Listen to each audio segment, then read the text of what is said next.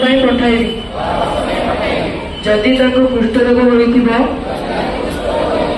तेबे तांकर संपूर्ण चिकित्सा पाइबारे सुनिश्चित साहाय्य करिबी। जदि मो परिवार में परिसर किंबा समाज में कुष्ठ रोग रोगाक्रांत व्यक्ति थांती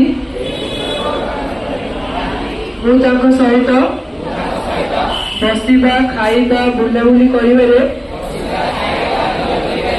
कौनसी भेदभाव रखिबी नहीं। मुझे शपथ नेउछि कि कौनसी कुष्ठ रोगाक्रांत व्यक्ति को सह घृणा और सामाजिक भेदभाव